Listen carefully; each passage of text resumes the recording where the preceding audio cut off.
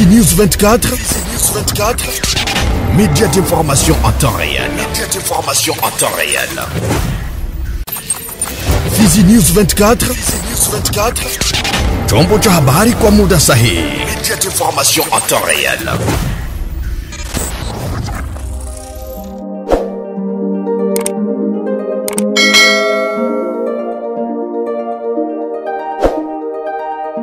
Hali gani mpenzi mtazamaji wa ratiba zetu toka Kivu Leo 24, mjambo na karibu kwa matangazo yetu. Tukiwa 31 Oktoba 2025 na kutangazia toka mashariki mwa DRC Sauti Kivu. Natasha Mingwadroya ni msomaji wa siku. Tuangazie ukurasa wa habari na jiji la Bukavu huko Panzi, ambapo msako umeendeshwa na bunduki 3 aina za AK47 na majarida yake yenye risasi, mishale na zana zingine zilizotumika kuvunja milango pamoja na wingi wa bangi vilipatikana kutoka kwa wahalifu huko Panzi na kwenye lango la kambi ya kijeshi ya Panzi katika manispa ya Ibanda mjini Bukavu.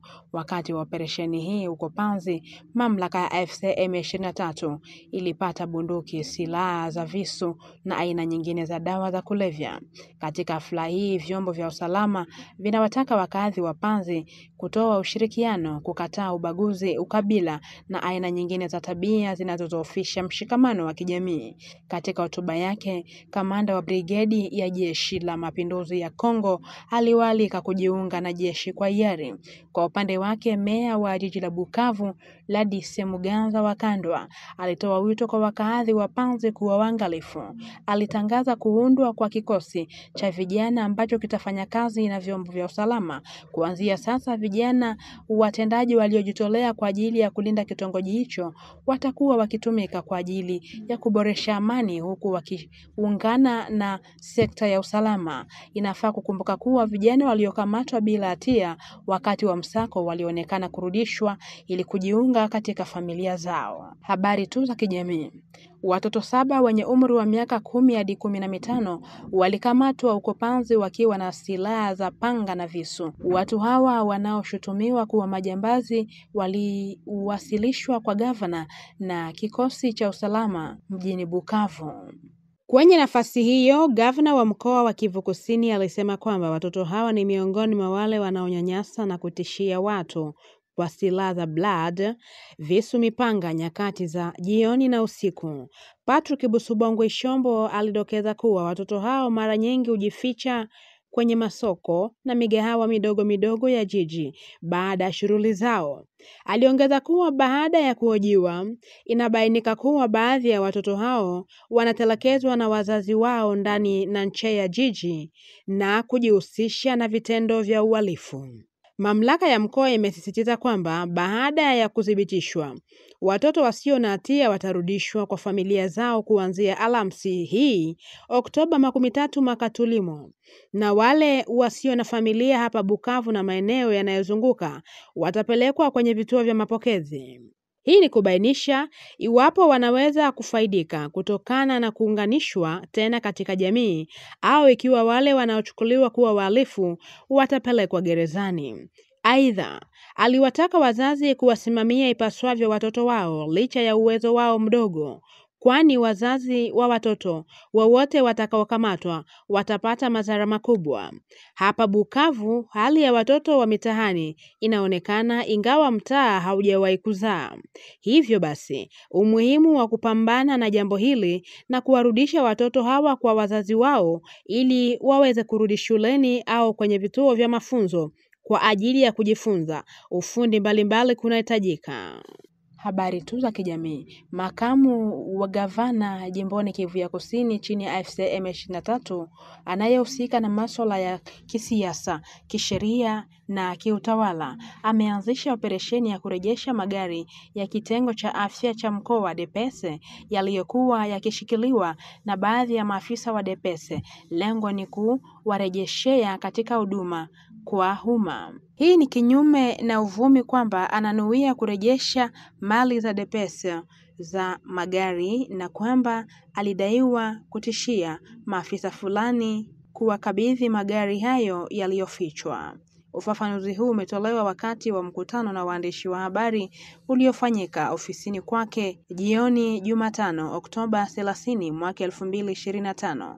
Akizungumza na waandishi wa habari, Dunia Masumbuko Bwenge Dukse alieleza kuwa kati ya magari 36 yaliyotengwa kwa ajili ya programu mbalimbali za huduma za afya, 6 tayari zimeombwa na idara ya afya ya mkoa, huku mengine yakibaki mikononi mwa maafisa wa DPS.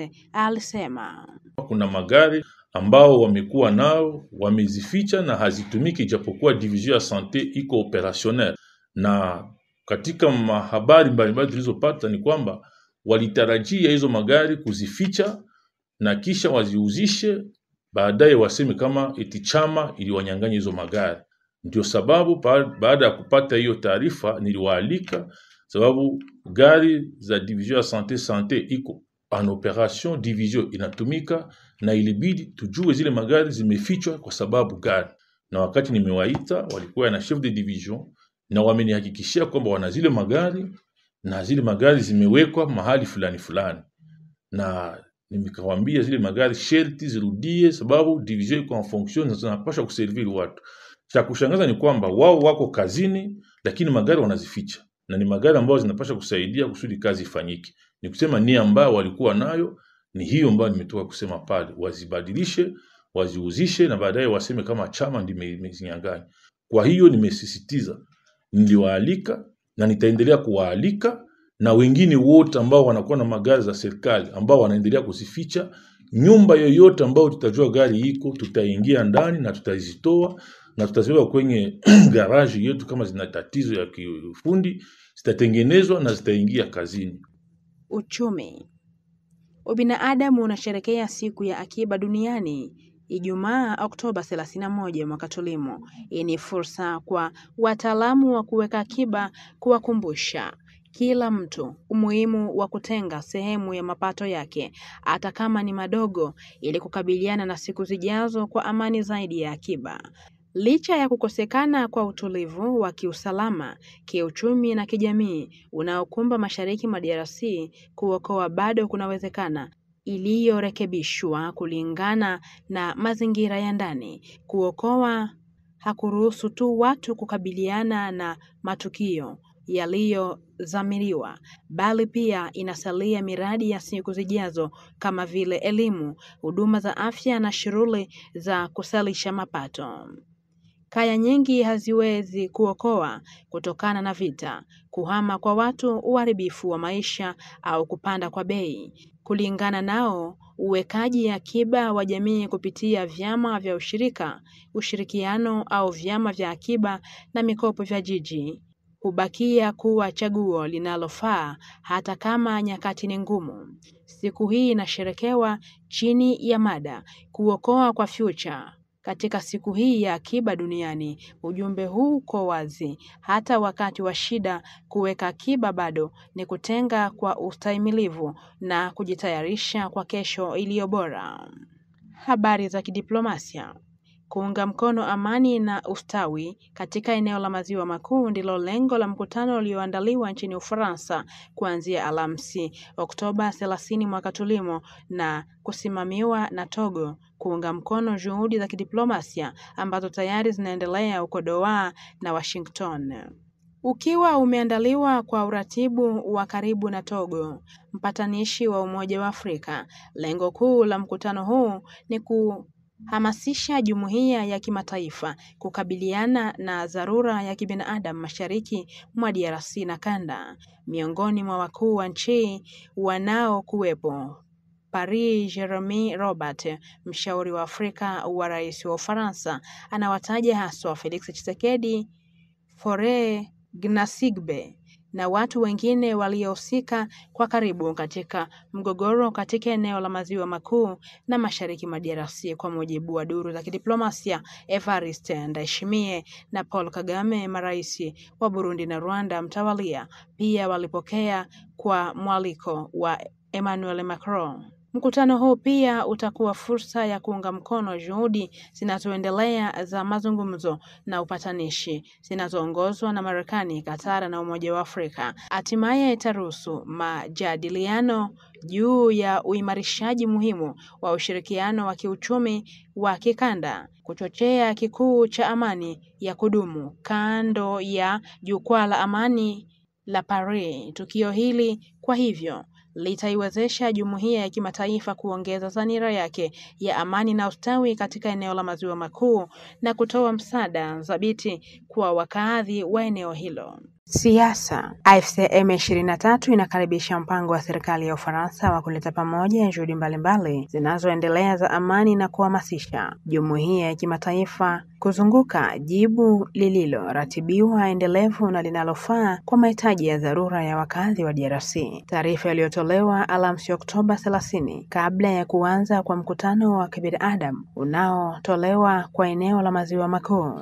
AFC M23 inaitaka Ufaransa na Umoja wa Ulaya kwa uongozi wa kidiplomasia na kimaadili ili kuwezesha kufunguliwa tena kwa taasisi za benki katika maeneo yanayosimamiwa na AFC M23 na hivyo kuwawezesha watu kupata akiba yao kikamilifu na kufufua uchumi. Kwa kifupi, inaongeza katika hili kufunguliwa tena taratibu kwa uwanja wa ndege wa Goma na Kavumu ambao utafanyika chini ya udhibiti wa kipekee wa AFC M23 na kwa kufuata kabisa ahadi za azimio la Doha na makubaliano ya baadaye. Afya. Kutunza afya ya akili ni ujumbe uliotolewa Ijumaa Oktoba 31 mwaka tulimo kando ya kufunga mwezi wa kuzuia kujiua na mtaalamu wa afya ya akili na kiongozi wa chama cha Stop Suicide Kivu Kusini, Limier Singai. Katika tukio hili, Bisingai anaeleza kuwa na afya nzuri ya akili kuna maanisha kuwa na hali ya ustawi wa ndani ambayo inaruhusu watu binafsi kujisikia usawa ndani yao wenyewe. Limier Singai, mtaalamu wa afya ya akili, anaashiria mapendekezo yake katika mahojiano haya tuliyokusanya. Alisema suicide inakuwa inanipatia boga kwa sababu suicide ni mtu anakuwa anakufa. Ndio kwa maana msante mental tunaita suicide c'est une urgence. Wa médecin wanaweza sema, wanganga wanaweza sema tunaita mtu il faut kuingia msaada d'operation, ndio kwetu na shie suicide. Kwa sababu mtu anajimalizia maisha. Na wakati mtu anajimalizia maisha, wandugu wapenzi, haikuwa sema alitaka kutia fin ku douleur yake. Sasa kusudi tusifikie pale mtu akufe, mtu tulikuwa naye anamaliza maisha, ni muda wa kusema juu ya santé mentale positif. Na santé mentale positif ni kutafuta nini naweza kutudetendre. Na kitu ya kwanza inaweza kutudetendre ni creativity. Tuliona wakati ya mbele watu walikuwa wanafanya gari ya masinga. Watoto wanaikala wanafanya.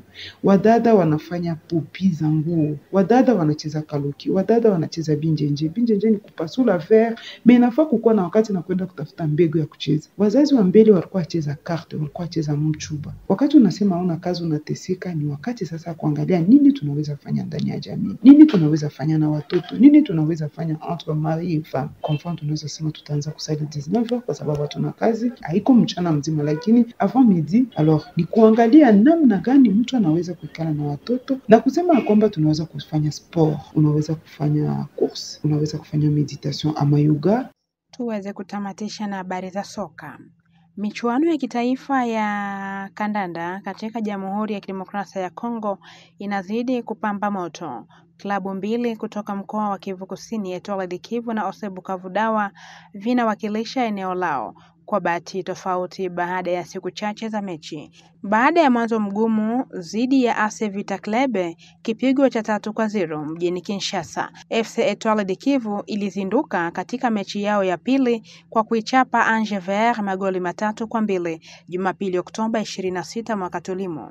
Ushindi huu uliopatikana baada ya mechi ngumu umerejesha hali ya kujiamini kwa timu ambayo inakabiliwa na ukosefu wa maandalizi. Klabu hiyo inashiriki katika kundi B, sasa ina pointi 3 kutokana na mechi 2 na inasalia katika mchuano wa kuwania nafasi ya kwanza kwenye msimamo. Wakati huo klabu ya Olympique Bukavu Dawa inatatizika kuendeleza msimu wake. Timu hiyo bado haijapata pointi hata moja katika mechi zake zote ambazo imekumbwa na kipigo cha mabao 5-0 dhidi ya Celeste. Bukavu Dawa, licha ya kuungwa mkono na mashabiki waaminifu, wanaonekana kuteseka kutokana na ukosefu wa utulivu wa ndani na rasilimali za kifedha. Kumbuka kwamba Etoile du Kivu imeratibiwa kumenyana na FC Celeste mnamo Novemba 2, huku Bukavu Dawa ikijiandaa kuwa mwenyeji wa Ose Renaissance. Ni hayo tu tumekuandalia kwa siku ya leo, mpenzi mtazamaji wa ratiba zetu. Asante kutukopa jicho na sikio mwanzo hadi mwisho wa ratiba zetu. Ubarikiwe sana. Tukutane siku nyingine kwa matangazo mengine. Fizi News 24, média d'information en temps réel. Fizi News 24, chombo cha habari kwa muda sahihi. Média d'information en temps réel.